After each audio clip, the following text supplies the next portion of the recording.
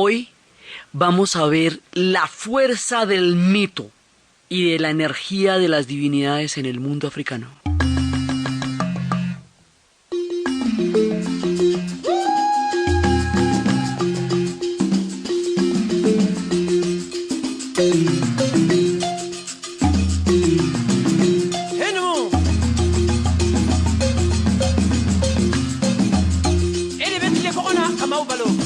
La vez pasada estábamos viendo toda la constitución de los grandes reinos africanos, cómo se sucedieron unos a otros, cómo existieron con simultaneidad, cómo se enfrentan dos franjas que se complementan, se influencian, se confrontan según las diferentes regiones, que es toda la influencia islámica, todo el mundo árabe, junto con el mundo subsahariano, y que hay sitios donde llegan a una complementariedad muy poderosa, que es el caso de Mali, donde las dos influencias enriquecen el país, y hay otros casos donde se ha llegado a niveles de confrontación muy grandes, como es el caso del único país que hoy por hoy se llama Sudán, después de que toda la franja se había llamado Sudán, y eso fue lo que pasó entre Sudán del Norte y Sudán del Sur.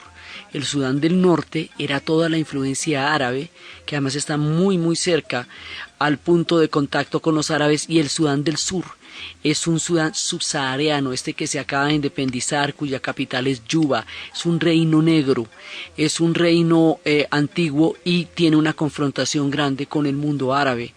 Entonces ese, digamos, es el caso, un caso crítico, pero en otras sociedades hay una complementariedad totalmente armónica entre el mundo subsahariano, el mundo animista y el mundo del Islam, que es el caso de Senegal, que son, digamos, pueblos que articulan las dos civilizaciones de una manera totalmente armónica. Y pues, como hemos visto, el caso más de fusión es el caso de Mali, que tiene las dos identidades de una manera muy fuerte, porque allá está Timbuktu, y de ahí para arriba empieza el Sahara, y de ahí para abajo empieza el Sahel, y abajo del río Níger está el mundo subsahariano, y ahí por la cantidad de imperios que sucedieron en esa zona, llegaron a una cantidad de acuerdos primigenios fundamentales.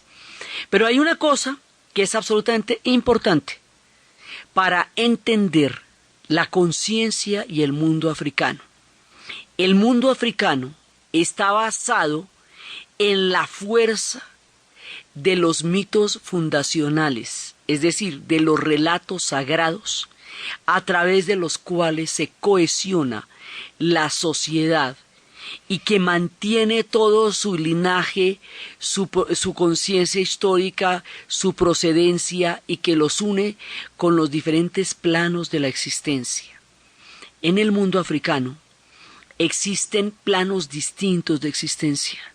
Hay dioses, hay un dios, muchas veces hay un dios, por eso además también se pudieron fusionar con el Islam, pero hay una serie de fuerzas que están cercanas al hombre, mucho más cercanas que muchas veces los dioses únicos. Esas fuerzas se llaman, pueden ser los espíritus o pueden ser los antepasados, o pueden ser ambos. Los espíritus y los antepasados están en otro plano. Los antepasados, simplemente la gente no deja de existir porque muere, sino que pasa a otro plano de existencia desde donde se relacionan de otra manera, que es el mundo de los antepasados.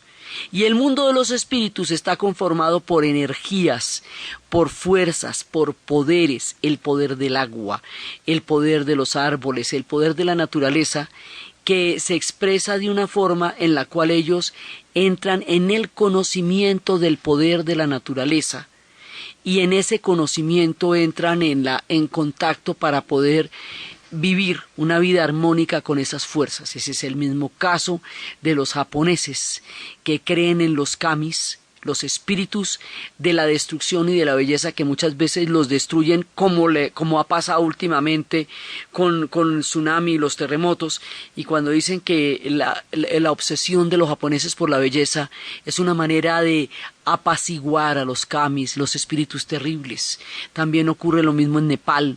donde los espíritus de la montaña le dan el carácter sagrado al Himalaya. Muchas sociedades viven con los espíritus de la naturaleza. Los pueblos arhuacos, wiwas, cogis en Colombia viven alrededor de una línea negra que los dioses les dieron para dividir las 4 comunidades: cancuamos, arhuacos, cogis y wiwas, y de ellos son guardianes del paraíso de la línea negra. Entonces hay mucha gente en la tierra que vive de acuerdo con los espíritus de la naturaleza, muchísima gente. Más adelante los europeos, cuando empiecen a clasificar su forma de conocimiento como una forma de conocimiento única y civilizada, y las otras formas de conocimiento como superstición, todo este universo de lo mítico, de la fuerza de la naturaleza y de la presencia de los antepasados va a ser considerado por los europeos como un pensamiento premoderno, un pensamiento atrasado en la medida en que no corresponde a la verificación del empirismo ni a los argumentos del racionalismo. Estos son filosofías, son religiones, son cosmovisiones complejas, poderosas, como la que estábamos viendo de los discos solares del país Dogón, o de sus matemáticas, o de su astronomía. Son otras formas de conocimiento antiguas y poderosas que articulan sociedades y que los europeos no van a entender y van a despreciar. Son formas que se asemejan muchísimo al nacimiento de los pueblos griegos, precisamente cuando en la castración de Uranos, en el momento en que Gaia y Uranos se distienden para formar el cielo y la tierra, y luego Uranos, cuando empieza a tener hijos con Gaia, se hace celoso del amor de Gaia por sus hijos y finalmente los devora. Y uno de ellos se le va a enfrentar, que es Cronos, y Cronos va a castrar a Uranos, y de la castración de Uranos va a arrojar los genitales al mar, y el esperma de los genitales con la espuma del mar va a nacer Afrodita, la diosa de la sensualidad. Ella nace en la segunda piedra de una isla, de una de las playas que queda en la isla actual de Chipre, y ahí le muestran a usted el punto exacto donde nació Afrodita. Entonces, y dicen los griegos, que todo lo nombraron, que aquellos que quedaban al sur de las espumas, de esas espumas que ellos tienen de referencia con Afrodita, son los africanos, y de ahí viene la palabra afro, dentro de la denominación que los griegos le dieron al mundo, que es a través de la cual Asimov nos cuenta los nombres de las cosas.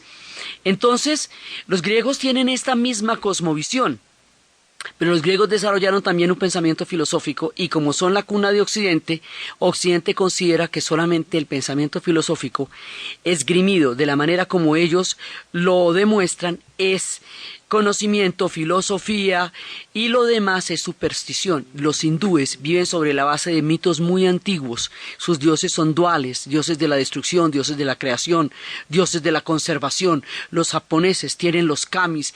Grandes sociedades que hoy se llaman potencias viven de acuerdo con relatos que tienen que ver con la fuerza de la divinidad expresada a través de las energías de lo existente y de lo vital. A esta fuerza de la naturaleza, de las potencias, de los antepasados o de los héroes, es a lo que llamamos el mito en el sentido más sagrado, poderoso y respetuoso de la palabra.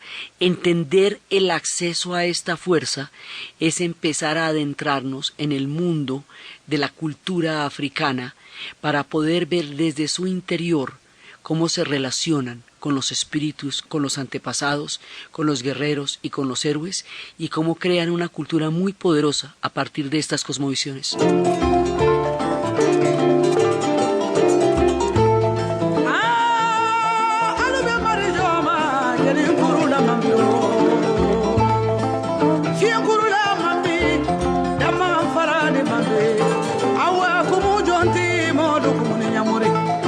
Estas fuerzas y estas energías generan un tipo de conocimiento.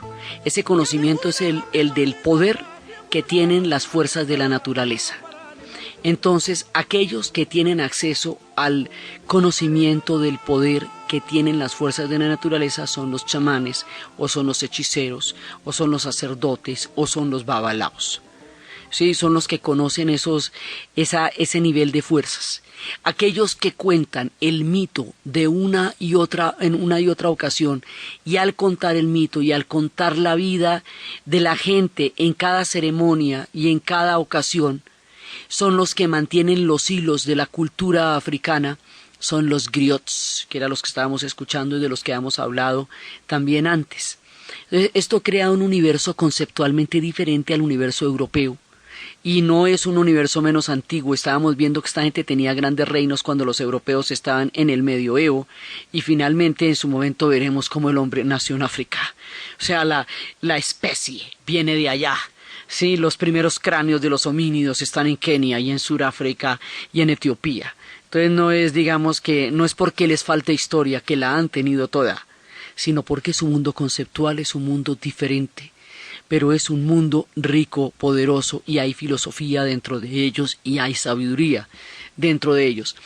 Entonces, estábamos viendo cómo con el mito de Sonyata Keita, con los guerreros de la gruta, con las 9 hechiceras y con todos aquellos que derrotaron al rey Zozo, a su Manguru Kanté, se creó un linaje que amarra toda la sociedad actual maliense, porque los descendientes de los Kamanya Kamara, de los Fakolí, de los Keita, de los Konaté, de los Traoré, son aquellos que guardan el linaje sagrado de la sociedad maliense, y los Kulubalí, que en otra época sirvieron para ellos, tienen un ancestro que está en coordinación con los guerreros sagrados de la gruta, sirvieron para ellos en tiempos anteriores, y hemos visto cómo los diferentes pueblos, los Pel, los Fulani, los Mandé, están todos articulados alrededor del mito fundacional de Sonyata Keita, y alrededor de la transformación de su madre, y alrededor de toda lo que significó la planta sagrada que le dio a él la posibilidad de renacer después de una infancia discapacitada que lo hacía objeto de burlas. Ese mito tiene una fuerza de razón, de ser, de existencia, de cohesión, que no se puede entender la sociedad maliense sin el mito de Sonyata Keita, para tomar uno de los 1000 ejemplos que constituyen las cosmovisiones del África, porque África es gigantesca, como ya hemos visto. Entonces, pues tiene muchísimas deidades y muchísimas creencias. Pues dicen que el arte más importante de África es el arte del lenguaje, porque como hablan más de 1000 idiomas, hay países donde hay un país dominante, pero hay muchos como Sudán, Camerún, Nigeria, que tiene más de 200 idiomas diferentes cada uno, y en Zaire, que es uno de los más grandes, Congo, hay más de 225 lenguas, lo mismo en Camerún, en Sierra Leona se hablan 22 lenguas, y así, o sea, ellos tienen, entonces, el mito, la tradición oral, la fuerza del relato, es lo que articula las sociedades africanas. Y la etnia es el universo a través del cual se va a desarrollar una cosmovisión. Algunas etnias comparten cosmovisiones comunes, otras son únicas, como el caso de los pueblos Dogon. Pero la diversidad que hay en África hace que la oralidad sea fundamental para la conciencia de la existencia de ellos, a diferencia de América Latina, que por razones históricas maneja una sola lengua en 22 países, cosa que ellos no pueden entender de ninguna manera. Esta gente habla más de 1500. Entonces, muchísimos de estas lenguas no tienen una traducción escrita, pero se dan por la oralidad, y esta oralidad que la hacen los griots, que la hacen también los sacerdotes, esta oralidad define el carácter del mundo africano. Sus principios están basados en sus mitos fundacionales, y esto tiene tal fuerza que podemos entenderlos es a partir de ahí, y ahora que están empezando a hacer cine hecho por ellos, relatan en películas como por ejemplo Yelen, una película que se llama La Luz, la fuerza de un mito que se desarrolla de una manera ritual. El cine africano es ritual, es mucho más visual que discursivo, porque el tema de las lenguas hace que sea difícil para todos entenderlos a nivel de lenguas. Por ello ellos manejan las lenguas coloniales para fines comunicativos, precisamente por la diversidad, porque las lenguas coloniales en un momento dado pueden representar un carácter unificador para efectos prácticos, pero cada uno de ellos tiene cualquier cantidad de lenguas y en general cada uno de los africanos habla por lo menos 5 lenguas, habla mínimamente, o sea, la diversidad de ellos para manejar todos los idiomas es uno de los prodigios de la capacidad lingüística de los pueblos y de las civilizaciones. Entonces, de acuerdo con esto, ellos están definidos desde una perspectiva de narración mítica y desde los mitos de origen, y eso es lo que los articula a ellos. Entonces, por eso decimos, el cine para ellos es mucho más importante mostrar y visualizar que narrar en términos de palabras en el cine, porque las palabras no las entienden todos, las señales, las campañas hoy día en las carreteras, las campañas, por ejemplo, de planificación del SIDA, que son campañas hechas desde la solidaridad y desde la parcería y desde la vecindad y desde el amor y no desde el rechazo, ni desde el peligro, ni desde la amenaza. Todas las campañas son campañas gráficas, son dibujos que se hacen que todo el mundo puede entender, porque el tema de las lenguas hace que no se pueda universalizar nada por la complejidad lingüística del continente. Entonces, dentro de esta esfera hay mitos que van a tener una trascendencia muy grande, porque van a proyectarse allende los mares y van a influenciar otros territorios y van a llevar a una resonancia posterior en el tiempo y en la geografía y en la música. Entonces vamos a tomar un ejemplo, uno solo, de estos mitos fundacionales y su alcance en el tiempo y las geografías de toda la inmensa diversidad que significa el universo mítico dentro del mundo africano, en la narración, en el cine que están haciendo, en todo. Es el caso del pueblo Yoruba de Nigeria. Los Yoruba de Nigeria, de tiempos muy antiguos, hablan de una historia de la creación que es el origen de su propia tribu. Olodumare, el dios del cielo, envió al mundo a sus dos hijos, Obatala y Ododuwa. A cada uno le dio 3 cosas, un saco, una gallina y un camaleón. No había tierra en esa época, no había tierra firme, todo era agua. Como en la mitología japonesa, cuando también en el principio todo era agua y solo una flecha con una gota dorada produjo las 4 islas del Japón. Aquí, Obatala y Ododuwa van a llegar con su saco y la manera de conectarlos con lo que va a ser la tierra firme es a través de un árbol cocotero que deja caer Olodumare y que va a crecer rápidamente, así que Obatala y Ododuwa cuando llegan a la tierra ya están a salvo en las ramas porque el resto es agua. Entonces Obatala corta la corteza de este árbol para obtener un vino de palma delicioso, pega una borrachera buenísima y se queda dormido con la savia fermentada del cocotero, que es una bebida de alcohol fuerte, mientras que Ododuwa empieza a bajar hasta las raíces del árbol que ya se hunden en el agua y al abrir el saco se da cuenta que tenía arena blanca. Entonces la esparció sobre la superficie del agua. Y el camaleón, que es un tipo cauto, caminó muy suavemente por encima de la arena a ver si le aguantaba el peso. Cuando vio que le aguantaba el peso, entonces Ododuwa ya con esta prueba vació el resto del contenido del saco y ahí había tierra negra y fértil.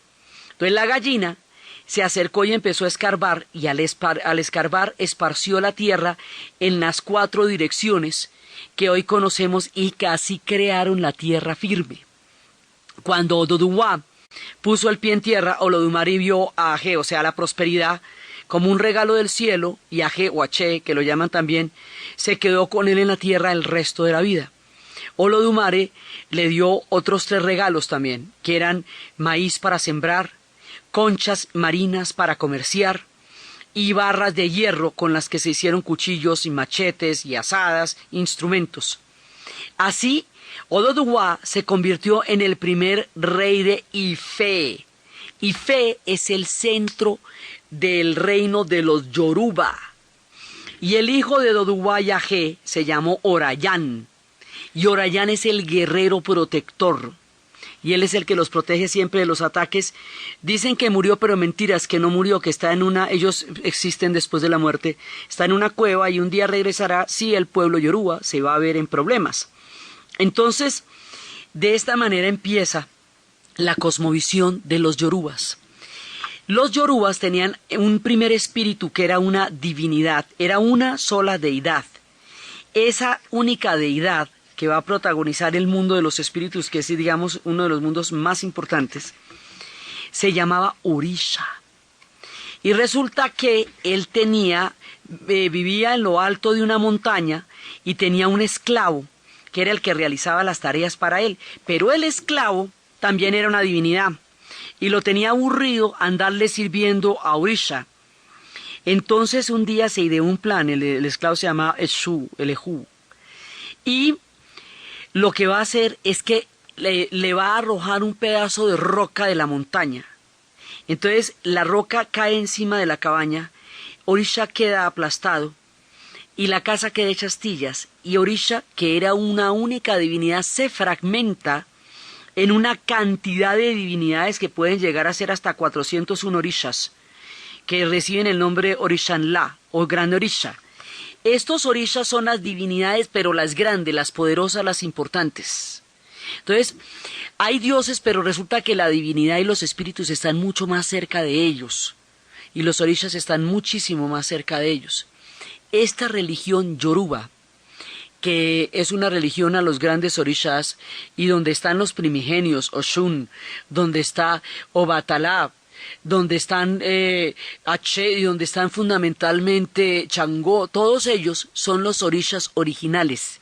Y uno que es el más importante de todos, o digamos de los más definitivos, que es Elegua, porque Elegua es el que abre los caminos, o sea, nada se puede hacer sin Elegua, es el equivalente al dios Ganesa de los hindúes, que es el que allana los caminos. Pero estas fuerzas son duales, como las fuerzas de la naturaleza, y a lo mismo que los abre los puede cerrar. Y lo mismo que es una fuerza vivificadora, también es una fuerza destructora, como los dioses hindúes, que son duales y que crean y destruyen a la vez. Entonces, esta religión yoruba, original de Nigeria, cosmovisión del mundo de Obatala, va a llevarse en el alma, en el futuro, de aquellos pueblos yoruba que van a ser esclavizados y llevados al Caribe y llevados al Brasil. Y cuando lleguen a Cuba, esto lo vamos a ver mucho más adelante en el capítulo de la esclavitud, pues a continuación casi, pero para contarles la fuerza de los mitos en África y de lo que eso va a significar. Entonces, cuando ellos llegan a Cuba, se van a mezclar por las condiciones del tráfico de esclavos, que veremos después en detalle, con pueblos lucumí y con pueblos congos. Y esta influencia de los pueblos lucumís y los pueblos congos va a darle una diversidad muy grande a este mito fundacional primigenio, a este origen divino del pueblo de los yorubas.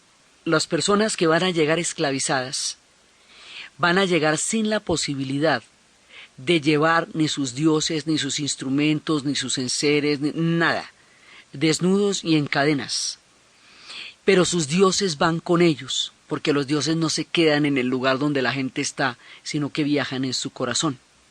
Cuando lleguen a esa Cuba, que es una Cuba católica, y en el mundo católico vean que hay una gran cantidad de santos, van a establecer unas equivalencias entre los santos que existen en el mundo católico con los dioses africanos originales del pueblo yoruba, y van a tener el concepto de Ile, y van a tener el concepto de Ifa, exactamente lo mismo que se tiene en Nigeria.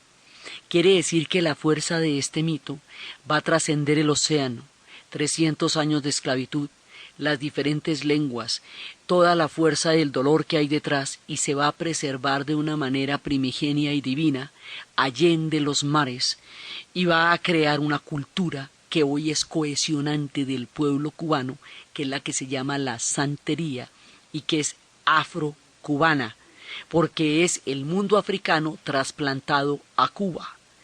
y cómo los cubanos van a tener una capacidad increíble para musicalizar su historia y enriquecernos con toda la fuerza con que los africanos conocen y divinizan la música, porque la música para ellos es un acto ritual de ser y de vivir, y con toda la sabrosura y el dolor y la mezcla de los dos, con que los cubanos pueden traducir musicalmente toda la herencia, se va a formar una gran cantidad de ritmos, muchos de los cuales van a ser sones, en los cuales se transmuta, se proyecta, se trae, igual como estaba en el relato de Obatalá, el mundo yoruba al mundo afro-cubano.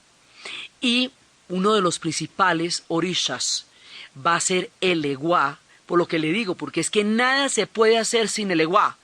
El Eguá abre los caminos o los cierra, y de ahí para adelante cualquier empresa que usted quiera echar a andar tiene que contar con el Eguá, y ellos van a crear una religión de la salud, una religión de la protección, una religión en la cual se producen hermandades, en la cual la gente está consagrada a un orisha, que es aquel de donde son súbditos, que se expresa a través de los guerreros, que es Orayán, de los guerreros protectores, y cada uno de estos santos tiene un color, y cada uno de ellos tiene un poder y una protección, tiene un collar, tiene un alimento, tiene toda una ritualización, que es la que mantiene la base de la comunicación con ellos.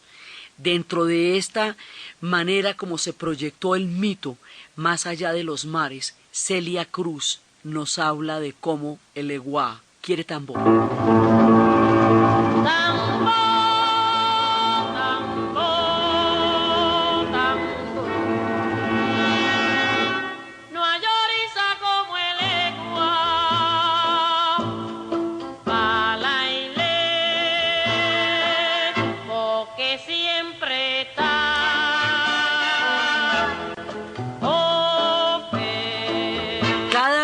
Ellos va a recibir un nombre dentro de los santos católicos. Changó va a ser Santa Bárbara, Babaluayé va a ser San Lázaro, y va a tener todas las características, y Ochun va a ser la Virgen de la Caridad, Yemayá, la Señora de las Aguas, y cada uno de ellos va a tener los colores. Así Yemayá es azul y blanco porque es la Señora de las Aguas. Pero también Yemayá, porque esto también va a pasar en el Brasil. Y ellos tienen también una santería, lo que pasa es que en algunas cosas difieren y en otras, y en muchas se asemejan, y allá se llama Macumba. Pero tienen este mismo espectro divino, y para ellos la señora Yemayá es la Señora de las Aguas, y así el 31 de diciembre en Río de Janeiro ponen velas blancas para Yemayá, para recibir el año. Y allá tiene la misma fuerza que tiene en Cuba. Entonces van estableciendo todo este tipo de equivalencias, de manera que indistintamente van nombrando al santo o al dios africano y le están rezando a lo mismo, están invocando lo mismo, y están hablando de los collares y están hablando de todos los ritos. Entonces una de las más conocidas de toda esta historia de Celina y Reutilio es a Santa Bárbara. La historia del mundo en Caracol Radio. Santa Bárbara bendita, para ti surge mi lira. Santa Bárbara bendita, para ti surge mi lira. Y con emoción se inspira ante tu imagen bonita. Que viva Changó, que viva Changó, que viva Changó, que viva Changó, señores. En Cuba, la esclavitud, después lo vamos a ver, va a durar muchísimo más tiempo que en el resto del continente, lo mismo que en Brasil, porque Cuba se va a independizar hasta 1898, va a quedar aislada del proceso continental, y en el Brasil porque el café va a prolongar la esclavitud muchísimo tiempo. Entonces van a constituirse en herencias culturales de una gran fuerza, porque la esclavitud es una condición de peligrosidad, en donde todo el mundo está expuesto, en donde la seguridad no depende de usted porque usted no tiene ninguna autonomía, sino que depende de los caprichos y de otras personas que tienen sobre usted un poder letal, porque lo pueden latigar, lo pueden matar, lo pueden mutilar. Por eso necesitan protegerse. Y para protegerse necesitan unirse y necesitan mantenerse saludables y mantenerse bajo la protección divina. Por eso va a tener tanta fuerza y la tiene hoy día. Es una religión totalmente vigente y actual. Celina y Reutilio nos cuentan también la forma en que se pueden hacer 7 golpes, porque igual que usted necesita protección, necesita salud, necesitan lo que todo el mundo necesita, necesitan amor. Entonces, para poder pedir como toca, hay unas instrucciones a las 7 potencias, que es una manera de designar estos poderes de las divinidades y la fuerza que confieren a aquellos que se encomiendan a ellos. Y así cuenta Celina cómo se hace para apelar a las divinidades para conseguir al hombre que quiere. Óigame, muchacha, estos son los 7 golpes que hay que dar para la que quiera amarrar al hombre que ama.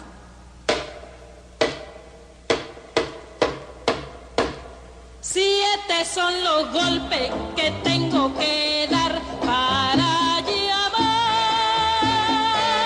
a la potencia africana. 7 son los santos. El orden en que van pidiendo, ¿no? A Eleguá, porque sin Eleguá no se puede hacer nada, que abre los caminos. A Ochun, Ochun es una divinidad del amor, que es la Virgen de la Caridad también. A Changó, para que se lleve lo malo. A Yemayá, que es la reina de las aguas, con el agua de Yemayá, de Yemanyá. Y la pureza de Obatalá. Sí, porque Obatalá pues es el origen de todo, ¿no ve que fue Obatalá el que mandó a Olodumare y a Ododuwa a hacer el árbol cocotero con el que se creó la tierra en el mundo Yoruba, Alilé y Alifá, que son las moradas? Entonces, esto exactamente igual, pero así igual, lo cantan ellos al otro lado, así 300 años después, y va pasando con la fuerza tan grande, y en eso consiste una de los más grandes poderes de la cultura africana, la fuerza de su narración, de todas sus tradiciones y de su narración oral. Incluso en las épocas de la modernidad, usted encuentra en la Bandiágara el hospital tradicional y el hospital estatal, el uno frente al otro. El uno desde la curación de los espíritus y de los poderes de la naturaleza, y el otro desde la curación de los hospitales occidentales alópatas, y no pasa nada, usted se va para donde le parezca mejor. Sí, ahí están el uno frente al otro, allá en la Bandiágara, cerca del país Dogón. Entonces, como los santos necesitan collares y necesitan alimentos, y necesitan sacrificios que pueden ser palomas o pueden ser gallinas porque la gallina es sagrada, porque es la que esparce la tierra por los 4 costados. Entonces hay que tener un comportamiento recto con los santos, con los collares se respetan porque son sagrados dentro de toda la cosmovisión de ellos, y los colores son los que son, o sea, cada persona está ligada a un guerrero, a un santo, y por lo tanto a unos colores que le garantizan la protección. Aquel que apadrina a toda la comunidad se llama el babalao, o sacerdote o padrino, que es el que aglutina la comunidad alrededor suyo y tiene la posibilidad de comunicarse o de entender el poder que se está manejando con estas figuras sagradas. Dentro de ese orden de ideas hay un hombre que le dice a Mayella que no juegue con los santos, que respete los collares. Septeto Nacional nos cuenta esta historia.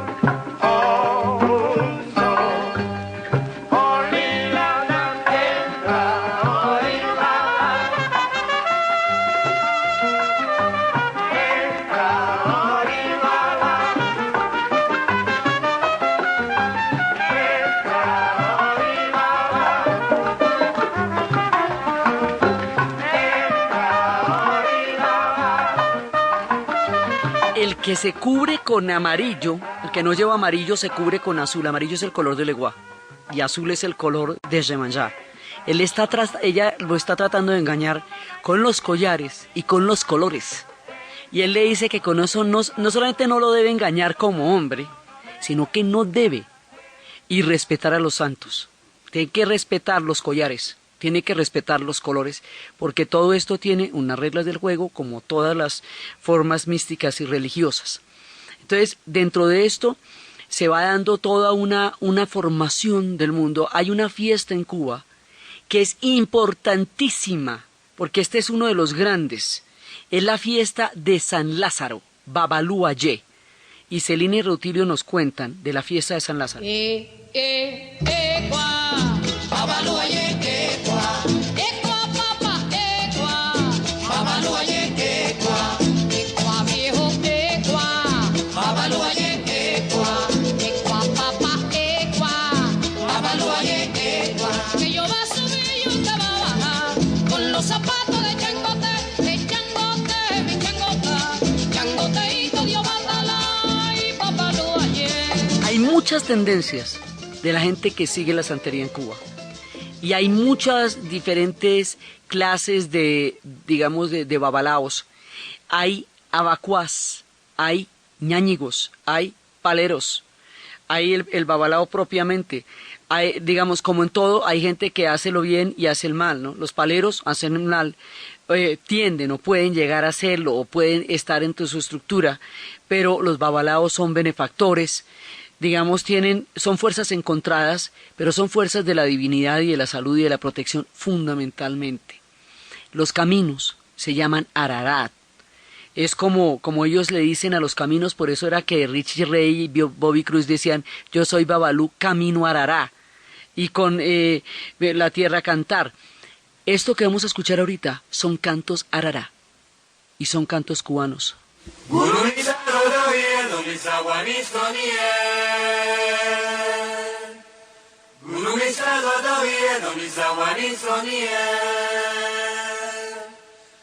Teníamos hermanoso y que no soy. Ella quiere hueso.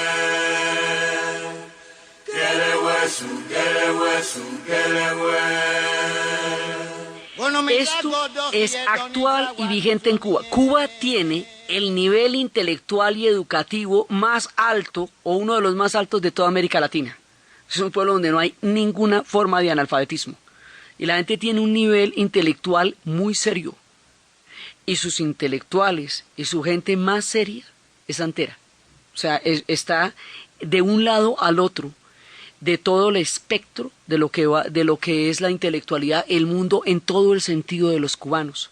Y en la actualidad y en la vigencia y sobre la juventud hay un grupo que se llaman los orishas, por todo lo que les digo, y ellos cantan a todos los santos, se llaman así y cantan a todas las santerías.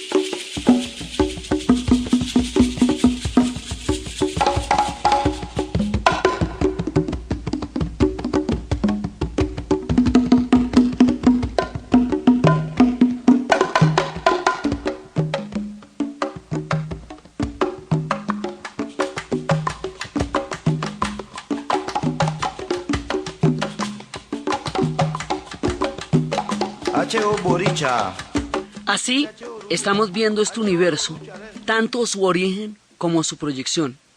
Vamos a continuar viendo esta proyección y esta fuerza del mito en África y en las culturas que de ellas proceden, pero se nos va a acabar la dicha, porque ya casi llega la esclavitud en serio, al otro lado del mar.